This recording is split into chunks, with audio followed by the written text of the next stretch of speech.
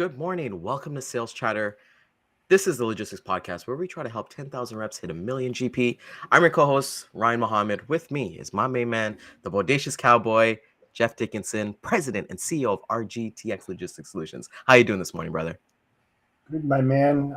It is Hump Day, our favorite day of the week besides Data Day. So with that said, let's get into this. Make it happen. Let's go. To the HPLS podcast. Live, relevant, and high performance information, conversations, and education weekly.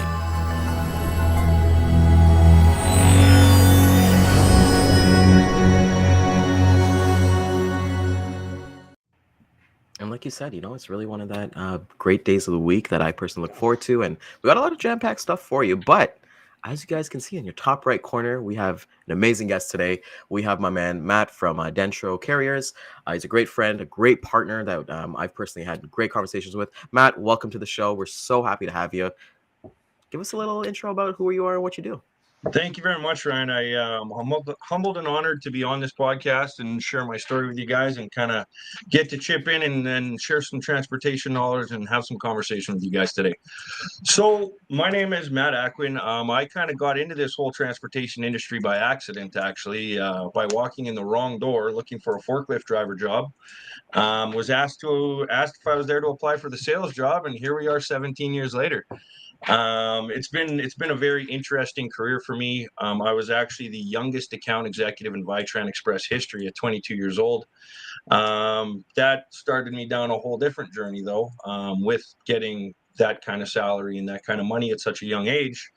I kind of fell into some bad habits and some things that kind of led me off the path of where I was trying to go, and my career actually fell apart in my later 20s. But thankfully, through the help of a very good program and through my faith in God, got my life back on track. And now I'm here to help other people that are struggling. And I actually do mentor a few different people in this industry right now that are struggling with substance abuse and just time management and just better ways to control the stress of our industry and different things like that. So if there's anybody out there that's struggling, anybody that's looking for just a friend to talk to, if you don't feel like anybody understands your struggle, I do. Reach out. I'm there to help you. Awesome. That is amazing. That's awesome, man. And then we got Dean as well. Dean, you're in a not a familiar place today. Can you tell everybody where you're at today and this week? Yeah, I'm in Columbus, Indiana, home of Cummins Diesel. I think there's a Toyota factory here. I know there's a Class 1 railroad that comes past at 5:40 a.m. and blows his horn outside the hotel room. He had some chemical tanks on, a couple of gondolas, and a few grain hopper cars. I counted all 9 of them. And he was playing a pretty good tune that woke everybody up. So you got to love that. So we're at the ACT Research Conference. ACT Research are a partner of DAT. They're the premier company, been at it for decades. They're the company that tracks all of the used truck and trailer prices and new truck and trailer orders. So here at the conference, they're talking about the economic outlook for primarily truck and trailer orders, equipment, talking about electric vehicles, autonomous vehicles. So it's an outlook where a lot of the big truck manufacturers like to attend and get a feel for what's going on. A lot of macroeconomic stuff, but very good discussion about the freight market, what they're seeing coming up over the next couple of years in terms of freight demand. And that, of course, leads into what people predict for new truck and trailer orders. So a couple of data points popped out. Trailer order build slots are already full for this year. So the build time is out to 10.1 months, which means if you wanted a new trailer, you're talking about a 2024 delivery date. Things are getting better on the truck side. People still haven't got all the trucks they want. There's still what they call an undershoot. There were far less trucks ordered in the last 18 months, so there's a lot of pent-up demand. So build slots for Class 8 trucks are still way out to the end of the year. And I think what's interesting for all of us here as we think about buying capacity in the brokerage and logistics space is a lot of the large truckload carriers are going to start increasing their trade cycle. So as trucks start to increasingly come out of factories, as supply chain delays improve, they'll have quicker trade cycles, they'll shorten the age of their fleet, And then that'll flood the used truck market with a lot more trucks driving down used truck prices, which again is going to be a catalyst for people to come back and join the industry when spot rates start to increase again. So we're in this sort of, Tim Denoyer said on our show yesterday, he called it peak bottoming, which Ken said we need to get that on a t-shirt, but he was saying it's like the peak of the bottoming, which is a funny way to think about it. Right. He said the market feels like it's bottoming out. So we're in this, and remember, the spot rates lead contract rates by about 4 to 6 months. So we think spot rates are going to bottom out. And then the pundits expect that by the second half of this year, contract rates will start to rise again and capacity will tighten. And then we're back into that next phase of the sort of the inflationary part of the market cycle. So it's just a fascinating event here just to sit and listen to some very clever people. The president of CEO of Wabash was just on the podium talking about trailer orders. And he was talking about trailer pools. And this is a fascinating data point. They're talking about trailer to tractor ratios of 8 to 1 because of the proliferation of trailer pools and digital brokers, which is staggering when you think about, big fleets like Schneider are probably 4 to 1. Yeah. A lot of them still have a lot of trailers full of customer freight that they can't dispatch. So there's a mobile warehousing component to that. But typically in years gone by, it was like 3 to 1 would be a standard for-hire carrier trailer to tractor ratio. And the logic was one on the road and another trailer at the either end of the supply chain, loading, and one unloading. So in theory, you have 3 trailers allocated to every truck, but the truck keeps moving and does a lot of drop and hook. So when you start to talk about trailer pools, or what they call grey trailer pools, where it's a third party that owns the trailer pool and you can share trailers between shippers and carriers, you start to think about now why trailer orders are being so heavily pushed, because I think the evolving business model is, more utilization of trucks. But for the smaller carriers, it gives them access to drop and hook that they wouldn't normally get because that's only a big carrier function. So just some interesting trends about how we think about the freight market. The drop and hook model is certainly getting a lot of traction. Sorry for the pun on play on words there, but it's actually getting talked about. And of course, Wabash is a publicly traded company, so a lot of that information you can find on their website. So that's my intro to where I am this week. Nice. That's awesome, man. Just want to get a perspective from Matt as well. Is that something that Dentro that you guys kind of do? That you guys see a lot of drop and hook, or you guys kind of like one pick one kind of drop on your side there? We do a lot of both actually. We're kind of varying into a whole different markets now over here at Dentro. So since I came over at Dentro, I've had a very big experience with flat deck. I've had very big experience with vans and reefers going, whether it be milk runs. We enjoy that kind of stuff too. It keeps our drivers busy for a longer time, and it's something that a lot of carriers have started to get away from. So when that market kind of loosens up, I try to get in there and be like, okay, well, I'll be your one-stop shop then, and we'll take away your problems, because with that, then two customers start to trust, okay, they're taking our more difficult stuff away here, so why don't we give them some of the better stuff as well? And that's kind of how I've built Dentro that way.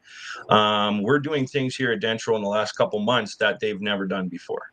Like, for example, now we're running up to Alaska directly. We're running up into the Northwest Territories directly. And I'm working on something right now to have us actually going into Mexico and doing stuff in and out of Mexico. Drop and hook, it's something that I've been doing now for a long time. I don't mind that kind of stuff. I'm seeing more of it as we're going along here. Like you said, with all these virtual brokers out here now, it's turning out that there's more non-asset stuff going on everywhere, and it's just pick drop stuff like that. I don't mind that kind of stuff. Again, if there's a customer need for it, I'm going to put my hat in the ring and take care of that for them. And at Dentro here, we're working on building that and kind of fine-tuning the way we do that to kind of help our customer base out a little bit better, as well as gain exposure in the industry by doing so. Matt, you mentioned Mexico, right? So one of the large flatbed carriers, one of the largest in the countries here, not the largest, but well over 1,000 flatbeds. And they made a really interesting comment, seeing a very good year, very strong year. A lot of their customers are talking about a very strong flatbed year. So when you think about flatbed, you think about, steel, lumber, right down to machinery. So it's all sorts of things that open deck trailers haul. He said, we're starting to see the benefits of the infrastructure bill, with a lot more light poles and guardrails and things like that. And he said it's coming from Mexico. We are seeing a lot of infrastructure, flatbed freight coming across the border from Mexico, but we're starting to see that. And it got me thinking, maybe that's why, along with the warmer weather, we are seeing more volume in the flatbed market and rates rising in the national flatbed market, as opposed to dry van and refrigerated, where rates are dropping. So it's kind of a little bit unseasonal to have such a warm winter, especially in the northeast, not so much the Midwest. And then on top of that, we've got infrastructure bills starting to push some more volumes. But driving down from Indianapolis on Monday evening, I'm on I-65, and it's like an extension of the Indianapolis Motor Speedway, right? I thought Massachusetts drivers were bad. Man. I thought that was Toronto. Well, no. So they're funny. Not a lot of speed signs, but they do have one distinct sign like every mile, and it's an orange sign that says "reckless driving, $1,000 or 6 years." And it's like, whoa. If that's not a heavy warning, I don't know what is. Anyway, so it was that was one thing that struck me. But my point is that the amount of warehouse space at Indianapolis, which is kind of like the intersection of the highway network in the country, the amount of warehouse space, Jeff, it didn't. So what is it, like 50 miles from Indy to Columbus? Yeah. It was 40 miles before warehouse development stopped, heading south out of Indianapolis. Really some of these places are massive. These massive warehouse, these pop-up ones with the big prefab sides, they pop up, and they were just endless in terms of the amount of infrastructure that's been built, which of course is a lot of flatbed demand, a lot of aggregates, a lot of concrete, a lot of steel.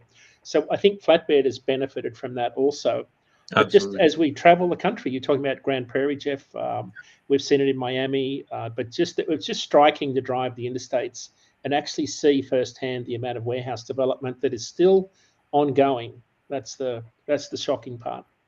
Yeah, and I think that relates to the issues and the disruptions that we've seen in the past, where they didn't have enough warehouse space. Right. Now they're building it to make sure they do. And if we recall from a past podcast that we had, I read an article where they said that they need another 1 billion square feet of warehousing in the next 10 years. That's what you're seeing. Seeing. Well, I think it's a growing freight task, right? So we've got this whiplash effect from over-ordering during the pandemic to now we're having this inventory runoff. But I think your broader point is that over time, the freight task is going to grow. Populations are growing. So we're going to need more trucks, more trailers, more space, more logistics. So I think that's the general trend. We may see some builders pause some of their building activities, but I think longer term, you're still going to see a growth in that particular space. Yeah, and Bethlehem, Allentown, Pennsylvania. Yeah, huge. Yeah. There was so many farms there not so long ago, and they're all gone. We're talking 100, 200 door mega facilities popping up all over the place, just like that. Just a frame up, boom, and within a couple of months, they're at full tilt. Big Amazon DC is out there as well. Yep. And it's just amazing, when you look at that, and especially in the Houston area. And we'll get into that in a little bit because of the article that they sent me earlier. But it's just amazing. It really is. And when you drive those interstates and you just happen to look left and right, they're popping up all over the place. You mentioned Allentown. I just looked at the big radius tool where I look at what's within 500 miles of city. On the big radius tool, anybody can look at this. It's bigradiustool.com, I think. From within 500 miles or a day's drive by truck, there's 101 million people. So a third of the US population lives within a day's drive of Allentown. If you're wondering about why you would put warehouses in Allentown, you're within, a matter of hours from New York City, Washington. You're an overnight drive to Boston. That's why you see a lot of fulfillment stores around that particular area.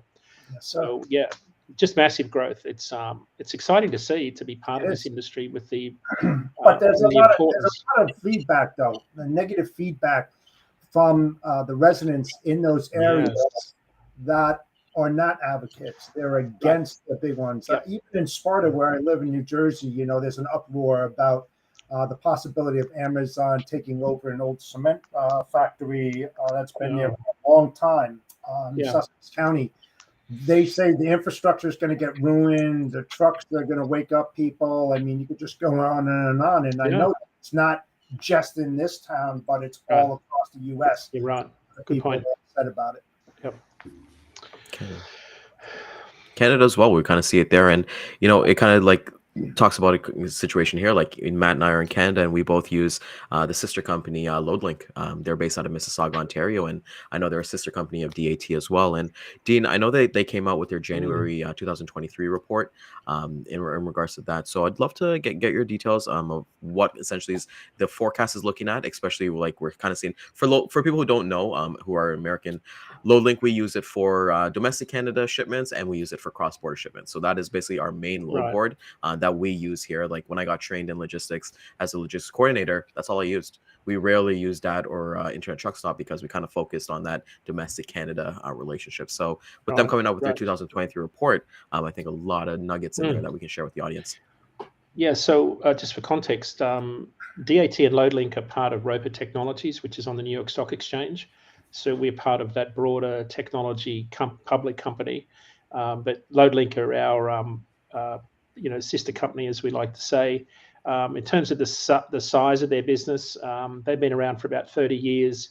It's a sizable database. They've got about 7,500 Canadian carriers and freight brokers. So it's certainly representative of the US market. And the data that came out, if you go to loadlink.ca, you can read their latest report that says that they started the year with the third highest January recorded in the company's history, which is, just fascinating when you think about spot market activity. When you break it down, though, the spot market started off very strong. We're coming up on year-over-year comps, which remember this time last year we had the cross-border protests and the blockades. So when you think about impact on freight market, we're about to lap that particular period. So your comps become a little bit squirrely. But the data point that jumped out at me, Ryan, was the inbound. And we want to show the summary chart, which shows the January load changes for cross-border, intra, and other. The data shows that inbound loads from US into Canada were up 52% in January compared to December. Still down year over year, though, so they're still much lower. So to my point about being careful with year over year comps, it's 26% lower than this time last year, but higher than December. So that's great news. Outbound loads from Canada down 2% in the month, down 34%. So that speaks to the overall, changes in the, manufacturing base. I'll let you guys speak to that a bit more. Intra-Canada, Canada to Canada loads up 11%, down 16% year over year. One of the themes that I wanted to talk a little bit about, guys, was the effect of winter. So what we see over winter is spot rates for a lot of lanes tend to increase when we see the St. Lawrence Seaway freeze up and, ice clearing reduces. They take away the navigation buoys. The Welland Canal closed on January 9, I think. It won't open until sometime in March. And what we see is that van and reefer rates rise in December and January. They're up about 6% in January.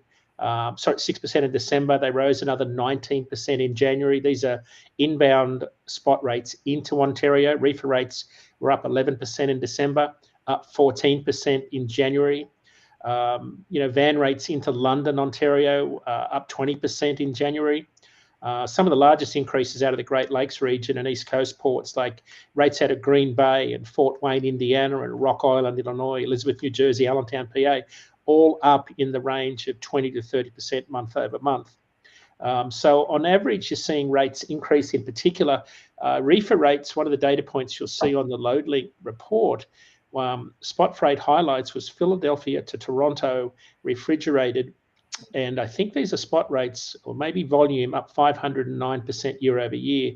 I'm not sure if that's volume or rates, but the data point that we've talked about on the show before is that reefer rates into Ontario on average out of Philadelphia saw about a 16% month over month increase in January. Most of it's concentrated in the Philly area. Rates out of Allentown are up. Philly are up. The reason Philadelphia reefer rates are up is because it's where a lot of the break bulk reefers come in from South America and Northern Africa. So we get Moroccan citrus, Chilean grapes, blueberries. They run break bulk reefers as opposed to container ships. There are some containers that come in. Break bulk reefers will have they can get into the smaller ports on the west coast of South America a lot more easily than the big container ships. So they tend to run smaller, 4,500 pallet break bulk reefers. They drop them onto the dock, and then from there, it's an 8-9 hour shot straight into Toronto from the Philadelphia market. And so when the St. Lawrence Seaway closes down, what we start to see in December and January is a percentage of freight volume move to the truckload market that would have normally gone through the St. Lawrence Seaway straight into Toronto, Ottawa, Montreal ports. So that's just a trend to watch. We see it every year. There's definitely a seasonal bump. I looked at the rates today. The rates aren't up anywhere near what they used to be compared to this time last year, because everywhere is way down. But if I give you a sense of what rates are doing today for refrigerated loads from Philly to Toronto, they're about $2.40 a mile excluding fuel. This time a year ago, $5 a mile. So, there is a seasonal hump that you see that peaks in March each year on that particular lane, but we are, trading far lower than where we were this time last year. It's even the same on that lane that we looked at, which was we called Auto Alley. If we look at Laredo, where you got a lot of auto parts come across the southern border, I remember this time last year, we were talking about spot rates at $3 a mile. Today, they're exactly a half at $1.50. So the whole freight market has cooled, in particular on a lot of those lanes northbound. But I think the fact that there's increased volumes heading in is good. I'm a little bit concerned about the imbalance. Maybe that's something Matt and Ryan can speak to, because if you've got an imbalance of loads going out versus loads coming in, that's going to drive up your inbound rates to compensate for running back with either less loads or running back empty across the border. So how do you guys see the Canadian freight market given all of that? Do you see it improving? Is it down compared to last year? What's the status? Compared to last year, I feel like the rates are well down. And like you said about that imbalance of the inbound versus outbound, I think that throws a huge kink into all carriers' plans too. I'm finding that there's waves in this industry right now. I feel like a lot of freight's moving in one direction, and then you have an imbalance, and then you have a pile of trucks and a pile of equipment in a place where there's not a whole lot of freight coming out of, right? So it does get tough, and then all of a sudden you're asking for way more money to go to that direction because your truck's going to be sitting. Your teams are going to be looking for 1, 2, 3 days looking for a loads. Like right now, I'm finding a lot of that in Vancouver. There's a ton of loads coming out of Ontario to BC, but there seems to be a big drop over the last month and a half of freight coming out of BC heading back east. And I'm finding that I'm getting multiple offers all the time about loads going out of Ontario to BC, because I guess carriers are getting smart to it now. So they're not taking those loads, or like you said, they're raising the rate and the customer's not on board with that yet. It hasn't hit the consumer yet. Right. I wonder who do we know on the West Coast that we could ask about that? Is there a trucking company out there we know? Daman. Yeah, there's a certain one that we know. I know he's watching. David's actually watching. We'd love to get some insight on there. Sorry, jump in. Yeah. So Matt, let me ask you a question. One of the trends we saw during the pandemic was new origin destination pairings popping up because suppliers had changed.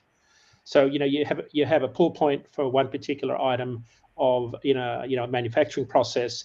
That manufacturer goes down, goes out of business, has staff issues. Then you have to pull a load from another location. Is that part of why you're seeing the imbalance? Is it at the customer level?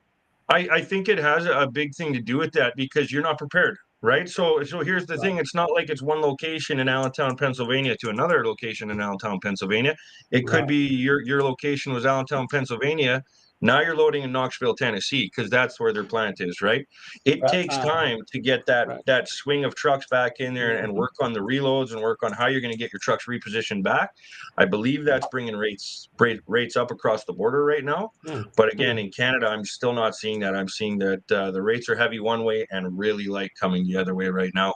But I think that's going to go up both ways, because, as you said, there's an imbalance right now, and that's going to drive the rates up. Yeah, we're seeing, imbalance in a lot of markets. One of the things that they talked about at the conference here today was hashtag no more empty miles. I have to look this up, but and I think they kind of misunderstand the point. They're saying that 38% of miles in this country are empty. Well, sometimes round trip rates, you got an empty round trip, part of it. It doesn't mean you lose money.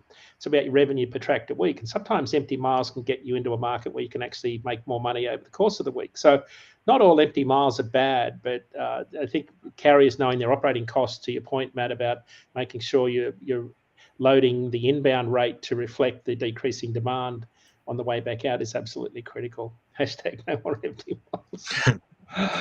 Yeah. So what's Daman saying there, Ryan? Produce was also slower on the West Coast. Yeah, that's a good point. Volumes are still way down. They're still suffering on the West Coast and southern and northern Cal because of the massive rains they've had. That market still hasn't recovered.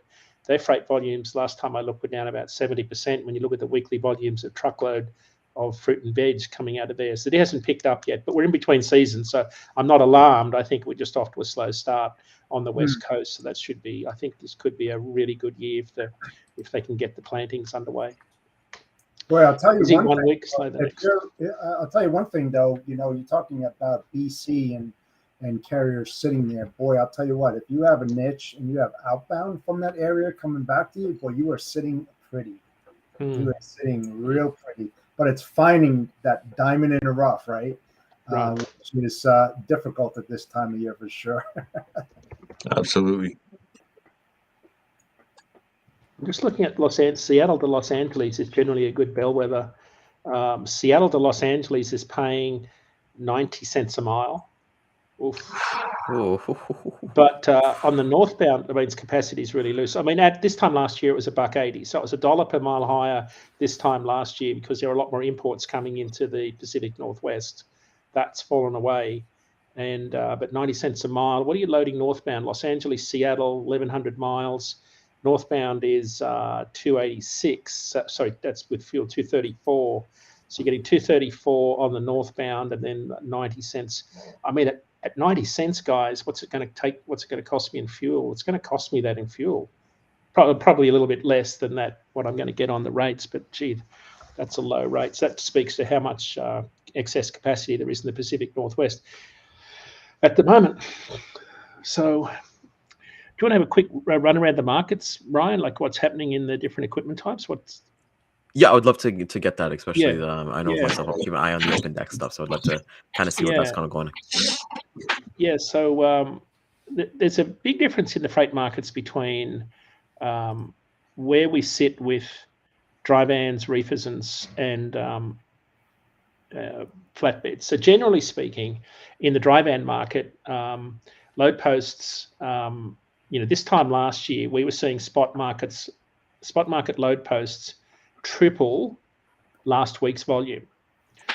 So this is why you can't say volumes are down compared to this time last year, because I think this time last year was one of those market outlier periods where you've almost got to discount it, but practically identical to 2018 levels, which I think is a really interesting data point because that was a good freight year for carriers. But the problem is that because of the excess number of carriers that have joined the market, excess to loads, supply is overshooting demand right now by a long way, and we are seeing record levels of carriers posting their trucks on load boards looking for freight. So capacity is very loose. Demand is kind of about where 2018 levels. Rates are dropping. They're tracking seasonally. It's not unusual to see rates drop. They're about 20 cents a mile higher than where we were in 2018 for dry van, but still almost $1 a mile lower than this time last year. So capacity is tightening. Regionally though, to previous point, there's a lot of regional volume that carriers can make pretty good revenue per mile on some of the regional lanes, not necessarily the national average. It's Mardi Gras wraps up this week, so a lot of capacity tightened into New Orleans. So we're seeing some pretty good revenue there. In the refrigerated market, again, load posts in the spot market for reefer carriers were 3 times lower last week than where they were this time last year. Produce volumes nationally are down about 12%. It's the number of truckloads moving each week. So they're lower than this time last year. That's a drag on the amount of volume in the load reefer market, because a lot of that spot market activity does move from farms for a lot of carriers in our network. We're also seeing the number of carriers posting their equipment on our load boards looking for loads at the highest level in 7 years. Rates have dropped 33 cents a mile since the start of the year. National average reefer rates at about $2.04 per mile. It's $1.03 lower than this time last year. So a reasonably gloomy story for dry van and reefer, which of course is the bulk of the market. But then you go to flatbed, and flatbed rates have been increasing for the prior 4 weeks. They did flatten out a little bit last week, but still substantially lower than where they were this time last year. The data point that is interesting, so flatbed, 2018 was a primarily flatbed rate rally because we had a very robust industrial economy. But dry van and reefer did benefit from that. But the volume of load posts in the spot market last week for flatbed is about 75% lower than this time last year, but half what they were in 2018. So there's a lot less activity in the flatbed market because of obviously things like higher interest rates and we're building 33% fewer homes, single family homes this year here in the US. So the market is definitely cratered on the housing side of it. So there's a lot there's a lot less activity, but carrier posts are still high. But I think what's happening is a warmer winter and some of this volume we alluded to coming across for the southern border for the infrastructure bill, large projects that are underway, and obviously domestic manufacturing to meet that demand. Line haul rates for flatbed actually increased for the 4th week in a row. So while dry van and reefer rates are heading south, flatbed rates are heading north, with our forecast having spot rates continue to climb well through summer. And there's some pockets where flatbed market is very, very strong, like Los Angeles on the West Coast is particularly good for flatbed carriers, not dry van and reefer. Dallas-Fort Worth, another strong market. Dallas to El Paso is another really strong market. Volumes in Mobile are up. Mobile to Lakeland, $2.77 a mile. So if you think about loads to Miami out of Mobile, Alabama, are $2.89 a mile. National average is $2.13 a mile. So I think it depends where you run and operate as to to Matt's point about what rates are going to look like, because I think it's a really regional story. We have a saying, and it's not mine, but I'll claim ownership to it because I use it more often, is that there's no one home at the average.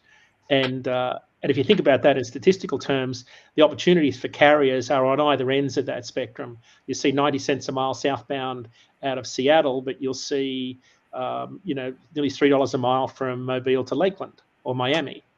So I think it depends on, you've got to be very savvy about where you operate. You've got to use data and technology and listen to shows like this, so you can understand that you've got to use information to your advantage to make sure you're ahead of the curve as opposed to reacting to it. It's something we talk to carriers about is, it's like my comment earlier about empty miles. Well, not all empty miles are bad. I mean, I've used empty miles to my advantage quite often, but I do know that I've already had to factor in that empty mile component into my head haul rate. Right. And that's where you've got to be savvy about understanding. You've got to be you've got to study this industry. You've got to be a student of this industry, and you can never stop learning. I've been at it 45 years in transportation in different forms, and I still learn stuff every single day because I take a pretty big bucket to fill. Like some people take a little tiny bucket to a conference and they don't get much in it. Man, I've got the tanker out there. I'm loading stuff in that thing and trying to figure out how much I can learn every single day. Every day. Yeah. If you're not learning every day, you're missing the boat. You really absolutely are. Because it's changing. It's changing rapidly, at a rapid pace. Yeah. You look at technology back in the 80s and 90s, it's nowhere where it was now. And now we're like really moving at a very fast pace. So, yeah, we were having a discussion about that this morning, Jeff. One of the things we've noticed is that freight cycles are changing. The amplitude, the way up and the way down is getting much higher. If you think about the 2014, 15, 16 freight cycle, rates went up 5%, then they came down 5% year over year. In the 2018 period, they went up like 15 to 20% year over year, then they came down 15 to 20% year over year. in the last freight cycle, they went up 70% year over year last year, and now they're down. They're heading south at about 40% down year over year. So the ups and downs are getting higher, and they're getting shorter in duration. Yeah. And one of the things that we've theorized about, the reason why rates are becoming more dynamic, more responsive, it's a bit like getting your stock prices from the Wall Street Journal versus getting it on your app on a phone. So information travels much faster. When you've got more information readily disposable, you better access to information makes markets move faster. Yep. And that's what we're seeing in the spot market in particular, is carriers. I remember talking to a good friend of mine, Darby Pedro, who runs a reefer truck out of Boston, and really successful operator, good mix of spot and contract. And he was showing me, he just bought his new truck. He was a car hauler driver for 9 years, and jumped into power only, then bought his own reefer trailer. And I said, so how do you do this? And he just pulled out the app, the DAT1 app, and he showed me all the loads, and he said, here's what I do. I look at all the loads on the lanes. I look at the rates. I book it now. I allow the trailer to be tracked on the load on the app so I can get, everything's done. And he said, I know nothing about freight. I'm an expert car hauler, but I can look at this data on this app, and I know exactly what's moving where and how I need to play the market, because he was showing me on his phone. So think back to, maybe even 5 years prior to that. I don't know that you could have had that level of transparency around the freight market. So that's why we're seeing markets move much faster, I think, now. I agree.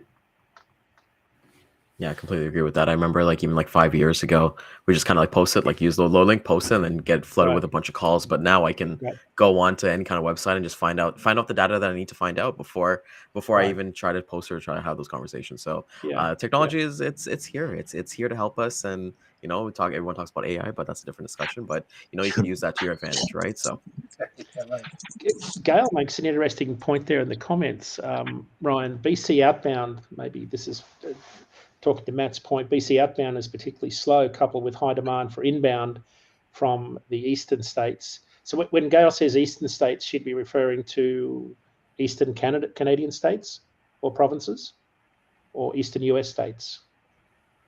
I'd say both, to be honest. It's bad just coming out of there everywhere right now. Okay. We have trucks sitting there all the time, and it's a grind to get it. And then you see the rates quickly drop, because carriers are basically, it's a race to the bottom at that point to grab that load, and then that catches up. And unfortunately, when that happens, it starts to generate the lane rate, right? The customers start to be like, well, that's what this lane pays now. Well, that's not true. That's not true. Right. Because they've got to take something and nothing to get out of Dodge. Yeah. But sometimes you have to do that, though. And that's what people don't understand. I get all these prideful guys saying, well, no, I'm worth this, and then you enjoy sitting there, because time to get moving and get back to your head hauling. Do you know what I mean? Get back to where you're going to make money. Sometimes you gotta bite the bullet just to keep moving, because there's a cost involved with sitting, and that cost isn't just for your company, it's for your customer. Right? Because the longer you sit there waiting for your $4 a mile load that's not coming, you can't get back to your customer's next load. All of a sudden, you can't get them a truck, you can't get them a trailer. They're going to call somebody else, and if they don't drop the ball, why would they switch? That's right. Well, it depends about your mortgage on your vehicle as well. Can you afford to sit there and not get paid and still make that monthly mortgage on that truck? And then you got the guys that already have that paid off. It's scot-free, and they can sit a little bit, because they're gonna play the market a little bit and see if they can get that almighty dollar to move it.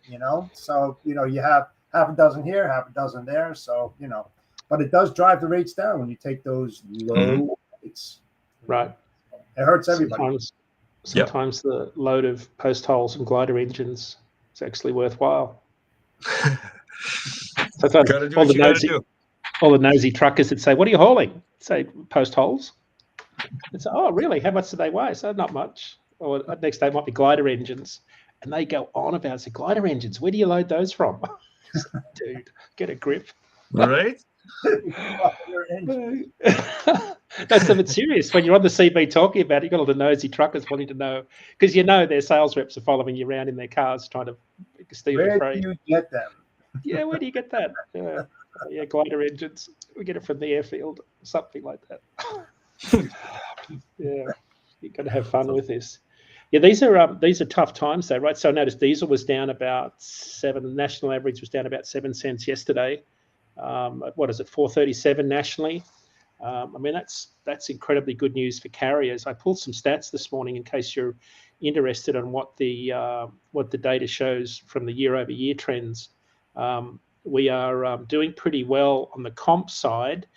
Remember, diesel was this time a year ago. It was, what was it? Not this time a year ago. I think we're about 36 cents 36 cents lower. Let me just quickly pull up this data because it shows we are ULSD. Here it is here. So we are year over year. So we're down 80 cents a gallon year over year, 21%.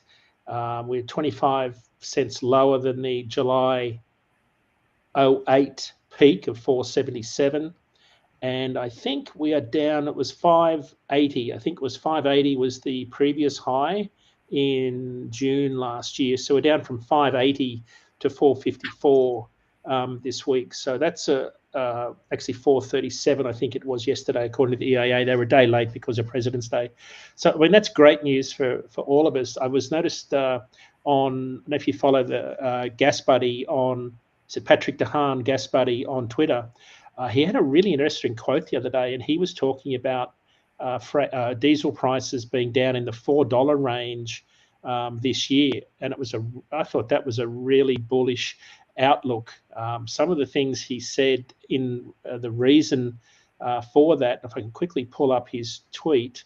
So the reason he said, big deflation to diesel coming. By June, there is a possibility that diesel prices, it was $2 per gallon lower. So that's going to put them just north of $2 a gallon. I mean, that's an incredibly bullish statement. And the Twitter thread went on to say why. And he said supply improvements, a mild winter, weak consumption, and improving refinery production. So, gosh, if diesel prices were $2 or lower, that would certainly accelerate the next freight cycle. Because what'll coincide with that is shorter trade cycles, more trucks coming out of factories, more trucks hitting the used truck market as larger fleets shorten their age of their fleet. If you have more trades hitting the used truck market, used truck prices will revert back to normal seasonal levels, and that will coincide with carriers wanting to get started back in the industry again. And we're seeing, so to put some numbers around that, we saw the industry start to lose capacity in October, November last year. We've lost about 2,500 carriers per month since October. This month, though, it's turned more positive.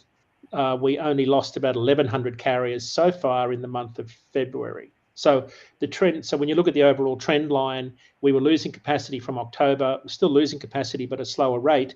At some point in the next month or so, we'll start adding net new capacity because every month there are carriers coming and going from the industry. And but what we're looking at now is that there's still more carriers leaving than coming in. So that's once you start to see it turn positive, then capacity is going to tighten, and that usually is the bottom of the freight cycle, and then rates come back up. We expect that, for those doing RFPs and thinking about spot rates, if spot rates are bottoming out, it'll be 4 to 6 months before contract rates start to bottom out and come back up again.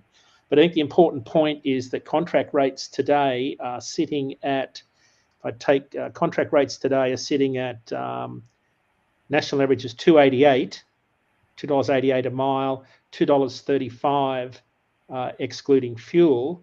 Our forecast for the second half of this year have spot rates decreasing, but nowhere near the lows of 2019. Right. So even if they drop to $2.50 a mile from where they are today, from the 288, right, they'd still be 25% higher than 2019 levels. So I think the notion that we'll see rates drop, back to pre this cycle, I think are unrealistic, largely because, if we said last week, carriers have been more disciplined about cost this time around in their RFPs. And even though we're seeing RFPs come in lower, carriers have got a much higher operating cost base this time around. Yeah, just a real quick question to either Ryan or Matt. Is it still $3 and change a liter in Canada No, right not a now? liter. No. It's never been $3. I think it was like a gallon we were talking about. I know I filled in my area. I filled for $1.38 on the weekend. We're And $1.51 here right now. yeah, $1.51 yeah, $1.51 a liter. a liter. Yeah. So So we're you're looking over at about $6 $6 a a gallon, gallon. right? Yeah. yeah. So Yeah, I'll that's Wow. what take I'm that looking. 4.44 a gallon any day of the week if you guys Yeah. want to send that fuel down this way. That's also going to see because, and one thing that I don't know about Matt, where he is at, but our area, everyone has Teslas, everyone has hybrid Right. vehicles. It's Yeah. that's the way it is. Like it takes me $30 to fill our hybrid, and we get 600 kilometers with it. So, Yeah. it's just I feel that's the way, like the gas guzzlers or anything like that you think about those days. It's just not feasible. Yeah. Hey, Dean, Hey. the article that you sent us about the disruptions in Long Beach and the movement of freight, and we're seeing that being moved to the Houston, New Jersey, New York, Savannah ports. What's going on with that? I found that article very, very interesting. I think Sikora has his hands full with the Oh, yeah. the new agreement if it ever comes to fruition. Shippers are still very hesitant on moving their Right. freight through that port. Right. And what are your thoughts on that? I mean, it Yeah. looks grim. Yeah, I think it is grim because, as we sort of talked about on the show a few months ago, maybe a few weeks ago now, that we're into that order cycle where shippers will be thinking about which areas they're routing their goods through. I think you're in a situation now where, even though contract talks have started, restarted, I think you're still going to see a lot of shippers reroute their freight, their discretionary freight, let's call it that, Yeah. to the Gulf Coast and East Coast. So that trend, I think, will continue. We're seeing more capacity move away from China to Southeast Asia, which brings it direct through the Suez Canal to the East Coast. That's definitely going to stick. I think there's been a lot of damage done. I mean, shippers, it's still, don't forget, West Coast is still the closest port to northern China, right? Which is where about 46% of our imports come from. So it's still the shortest route. It's still a massive economy on the West Coast. But the cost of moving goods inland is still relatively inexpensive by train. So I still think there's going to be a certain volume of freight stick on the West Coast, but I think there's a lot more shippers will probably start to use on a longer term basis the Eastern Gulf Coast. In particular, we're seeing a lot more volume coming to Houston and Mobile in particular. The data point that stuck out there was his headline, which is "Don't bet against LA." And I thought, wow, that's a tough ask, because you've got a lot of intermodal issues, you've got a lot of congestion issues, you've got a lot of anti-trucking, anti-rail issues, a lot of push towards greener technologies. There's you've got older trucks being forced out of the market, rightly or wrongly. So I think you're going to find that there's a lot of things going against trucking activity, in general on the West Coast. And that could push more to rail. But interestingly, when I was in Tucson the other day, I'm seeing guys out there draying containers, international containers, east of Tucson. So they're obviously heading to El Paso or somewhere like that, possibly heading to Dallas. But they're draying containers a long way off the West Coast. So, yeah, I think I think part of it's permanent. As to how much, though, Jeff, I'm not sure. I've seen some of the experts talk about, somewhere between 8 to 10% of import volume will stick permanently to the Eastern Gulf Coast ports. That sounds realistic, but again, I don't know how that would have to wait for our data to, emerge over the next few months. We're still around 2 million TEU, so we're still around pretty healthy import levels. But for context, that's pretty much exactly where we were in 2019 in terms of the volume. The other problem too, that's not really been talked about is, what about all the new warehousing that they're building out in that area? What are they going to do with that? Because once it's built and they can't fill it, they still got to pay for it, So, I mean, they have their hands full. There's huge other problems that are existing. So it's a good question. At the Stifel conference, I talked to a private equity firm that has a lot of interest in that area. And they said something that was very interesting. The reason you haven't seen the rate of growth in like Stockton, Ontario, that you would have normally seen in other areas is lack of space and a lot more regulations around building requirements. Yeah. So his comment to me was they're already tapped out. And we saw that during the pandemic. We saw it through when the imports were levied on China when they wanted, what was it, a 20% tariff on imported goods from China at the start of 2019. So we saw a massive pull forward of imports in late 2018 that absolutely flooded the warehouse markets around Ontario and all the way up to Stockton. So they haven't recovered really from that. And then we had the COVID surge of retail imports.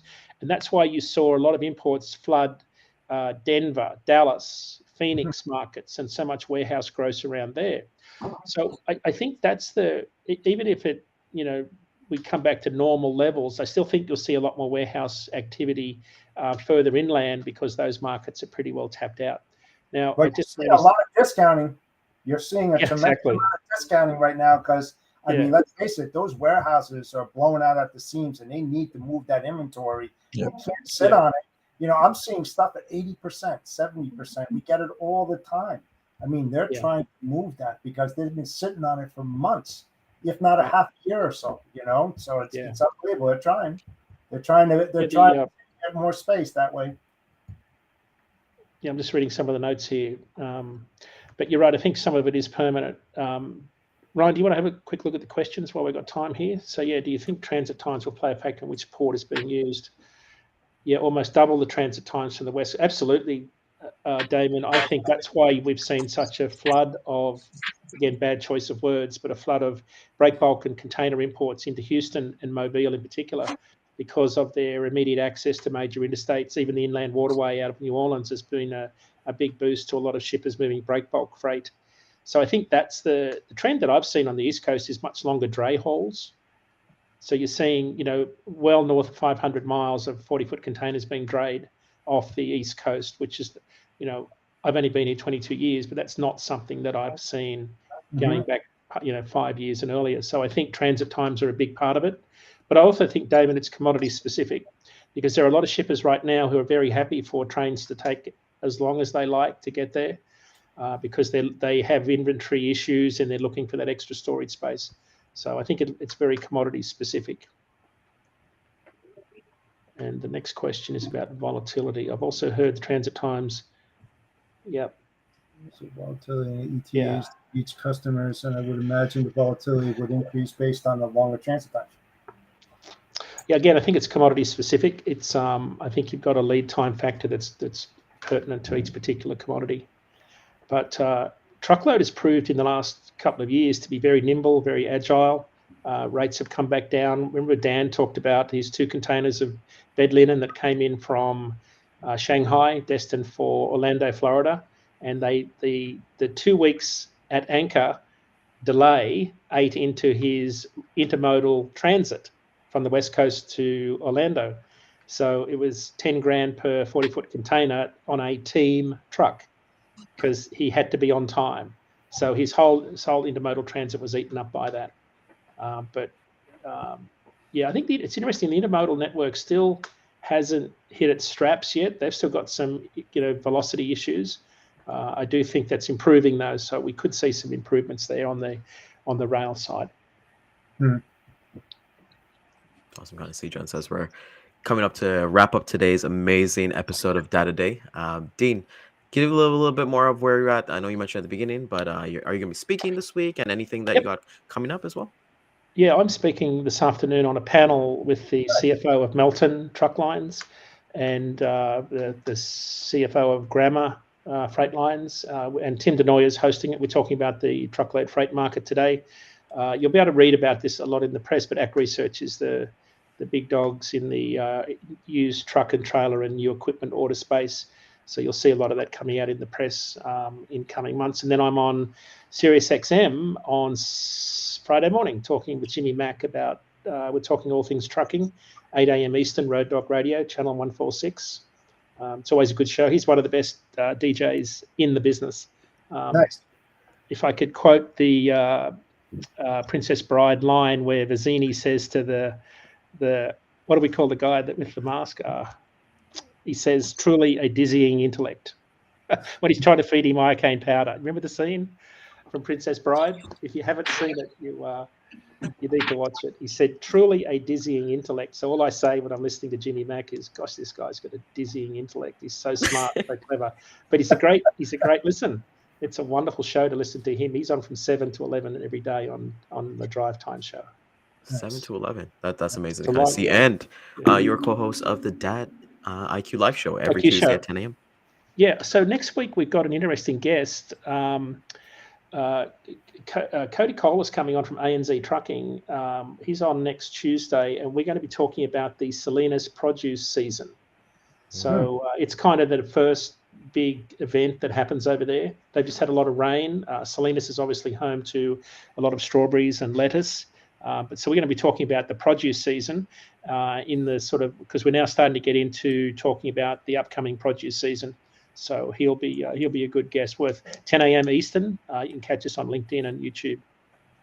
Fun stuff. And Matt, it's been such a pleasure having you on this morning, brother. It's you fit in like a glove, you know. It's been amazing. So if people want to get a hold of you, Matt, how can they get a hold of you? Promote yourself a little bit here, brother. Yeah, you guys can reach out to me on LinkedIn, or as you guys know, I'm the vice president at Dentro Carriers. Give me a call anytime. If you're struggling, call me. If you got freight, call me twice. There you go. All right. So we want to thank Matt, Dean, for being here with us. Want to thank everybody in the audience spending your Wednesday morning with us. It's been amazing. If you did find value in this, please like, comment, subscribe to us, share this with a colleague. Let them know that they can use data to share their story. Catch us back on the replay. We'll hit the replay again at 2 p.m. and 4:30 p.m. Eastern time today, and on YouTube, Facebook, LinkedIn, Twitter, all that fun stuff there. And Jeff, take us out, my man.